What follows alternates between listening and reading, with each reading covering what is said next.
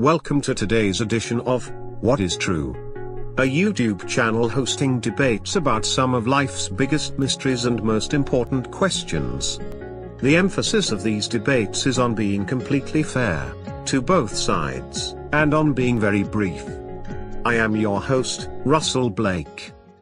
Today's topic: is life after death impossible, or is it possible that some part of us, some consciousness, continues after our physical body dies? Arguing that we can be sure that life after death is impossible, is Arthur Smith. Arguing that life after death is actually possible, is Janet Jones. As with all our debates, the arguments must be based on empirical data and logic. It is outside our ground rules to base arguments on faith-based claims such as, the Bible says this, or the Quran says that. Also, the evidence must be generally accepted. We will allow no evidence from what many consider pseudoscience. Thus, we will allow nothing about near-death experiences, or reincarnation, or ghosts, or deathbed visions, or mediums. There is a lot of evidence in each of those areas that is extremely relevant to this debate. So you're asking me to debate with one hand tied behind my back? If that's how you see it, then yes.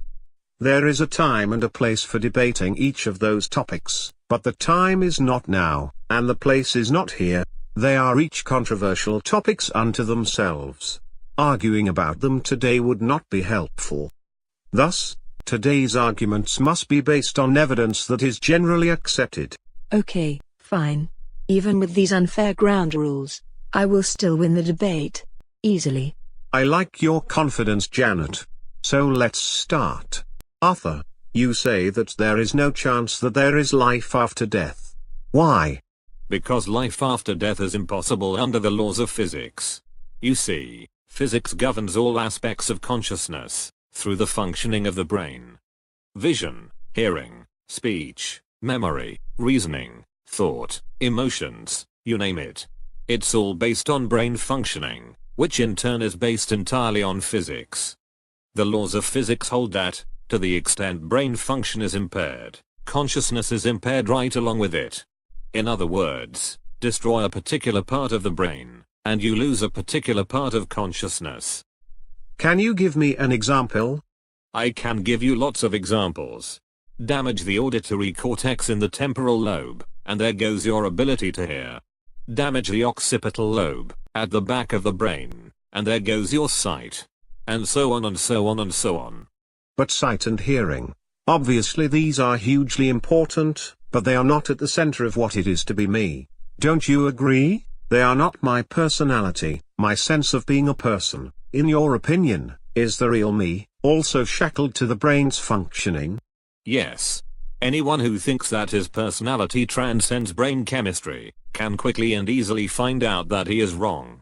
He just has to drink a bottle of whiskey, and see what happens.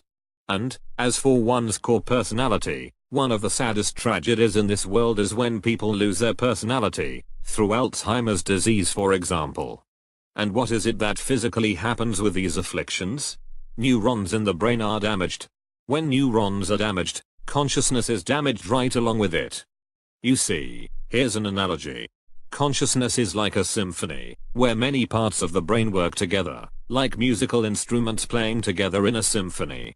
If you take out the trumpets, you have less music.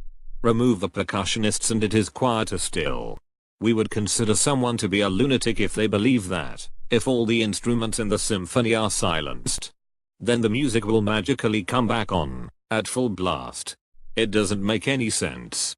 Similarly, it makes no sense to believe that, although partial loss of brain function results in partial loss of consciousness, total loss of brain function results in the instant restoration of consciousness. Nonsense. In summary, we obviously don't know everything about the brain. It's incredibly complex.